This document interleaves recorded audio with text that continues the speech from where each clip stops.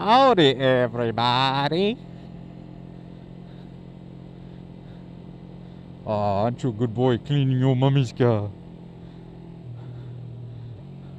At least I hope it's your mummy's car. Because if that's your car, boy, that's gay. Nah, there's nothing wrong with Barinas. Maybe he's just not a car dude.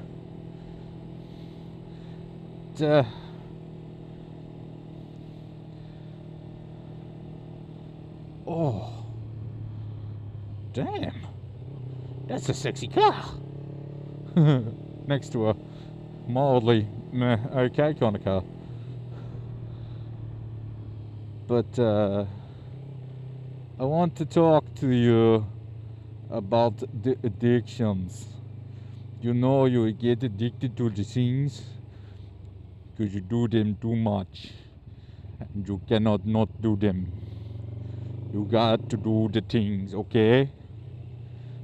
Run, Forrest. So, yeah, no, I actually wanted to talk to you about addictions. Bit of a sensible one, if I can do that. I'm in a bit of a funny, silly kind of mood. But yeah, no, I do want to talk to you about addictions. They're pretty horrible things at times. They can really take over your life and mess everything up in quite magnificent ways, really. And some people don't realise the things you can be addicted to, right? So, like, we all know, obviously, cigarettes, drugs, alcohol, caffeine. You know, you can be addicted to caffeine. You can have addictions towards adult relationships and their activities that are involved.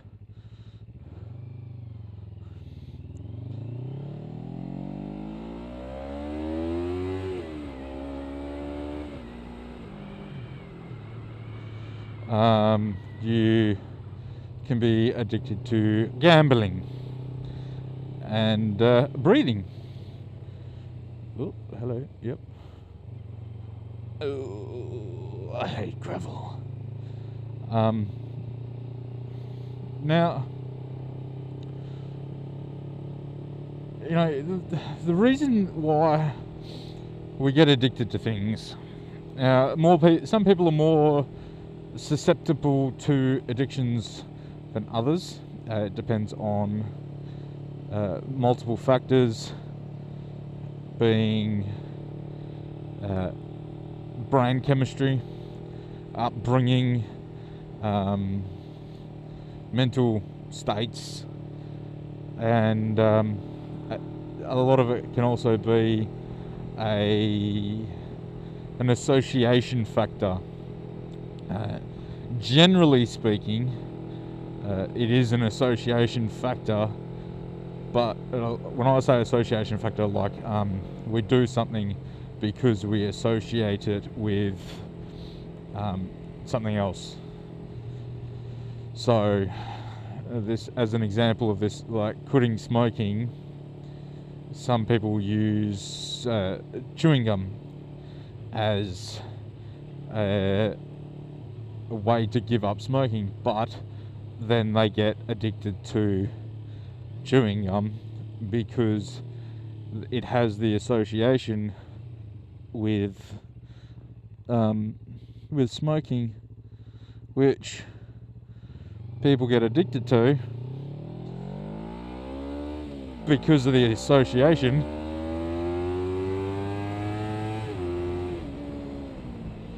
to it feeling good.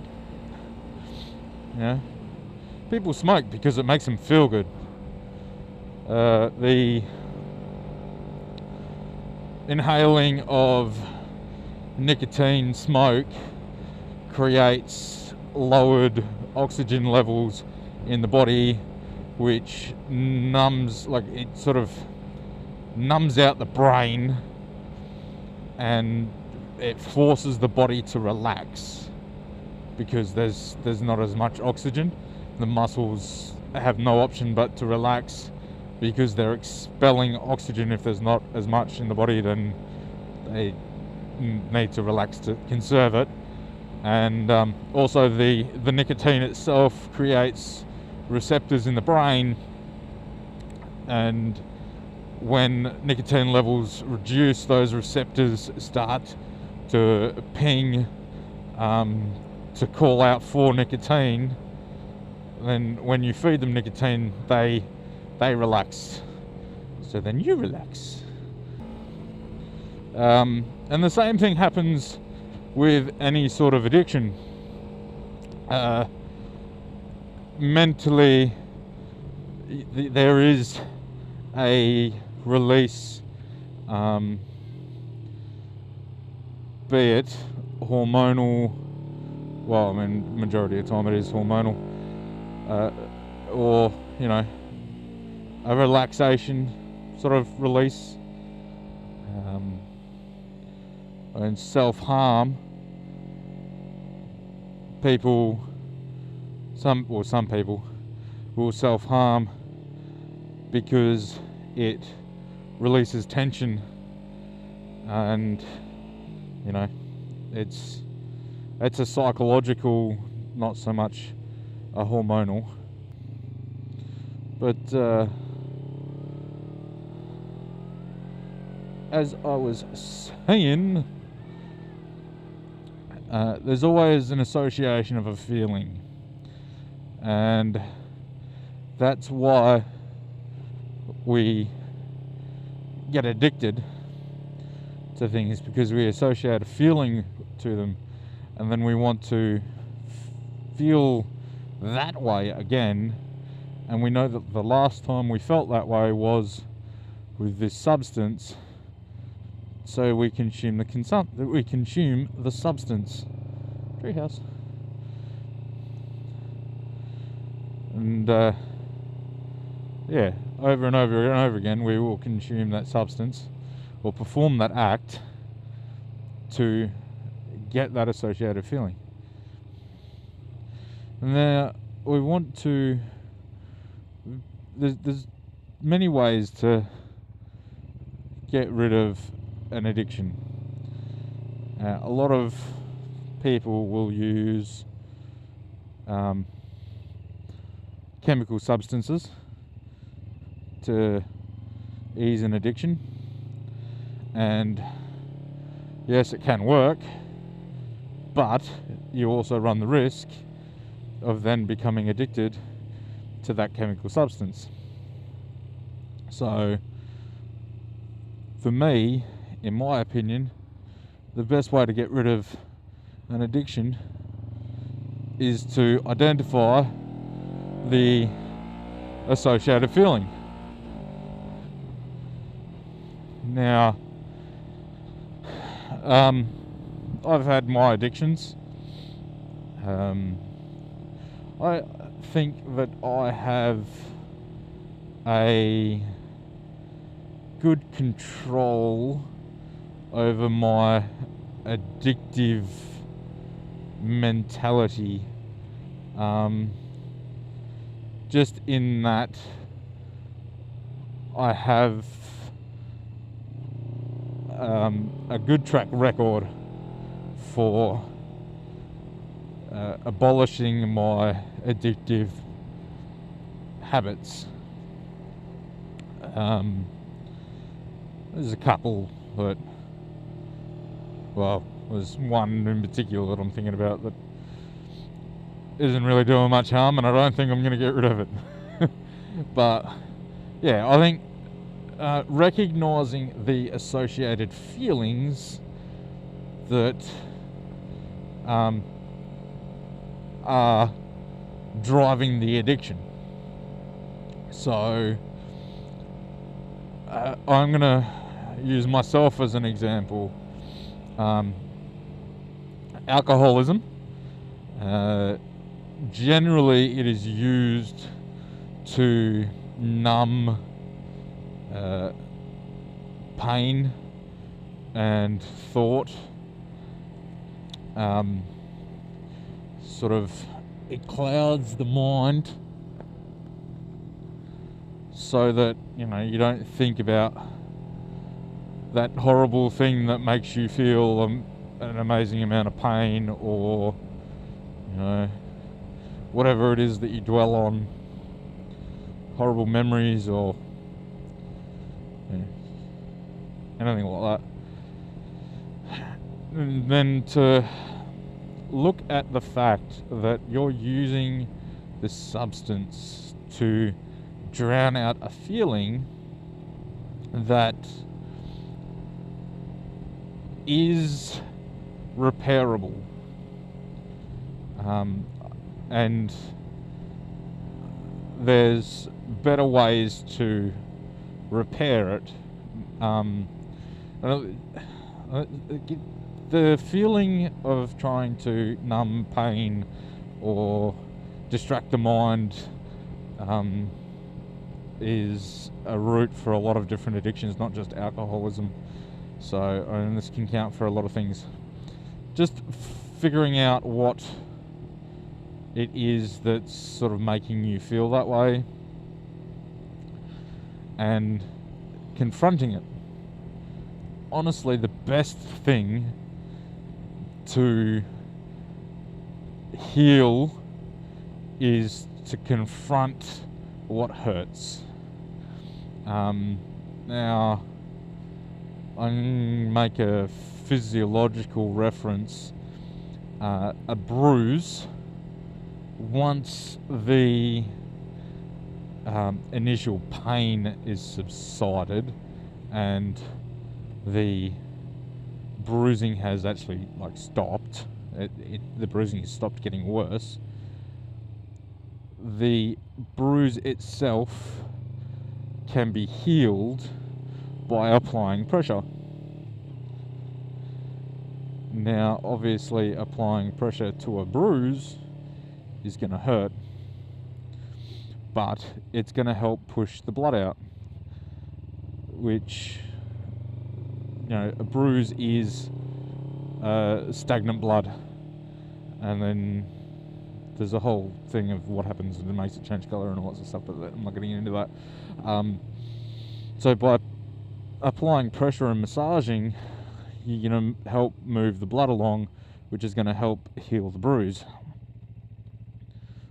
Obviously that's going to hurt, but it's,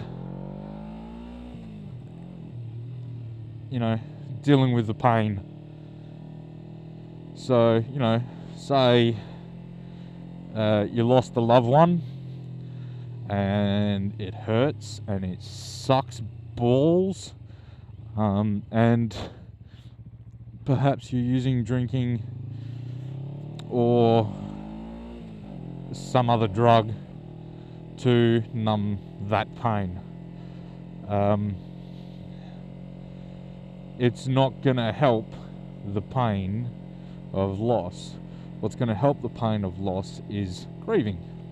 Best way to grieve is to confront the fact that you've lost.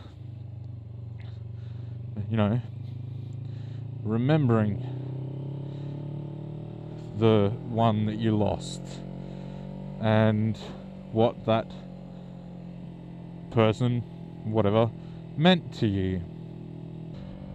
Yeah, the only way that we're going to get rid of these associated addictions is to deal with the associated feelings. And I'll try and give an example for stress. As if you're using a substance to relieve stress, say, you know, I used the example before, smoking. Best way to deal with smoking is to find another way of relaxing. Now, don't use alcohol to relax, because that's just going to cause another addiction. But what I'm thinking is, like have projects, build things, jigsaw puzzles, doing jigsaw puzzles. Just something to space out, something to focus on. You know, you're stressed because you're dwelling on something. If you get your mind on something else, then you're not going to stress. You know, it's an amazing thing. Oh, I'm going to stop here for a minute. Yeah, finding something else to get your mind occupied, not think about whatever it is that's stressing you out, and then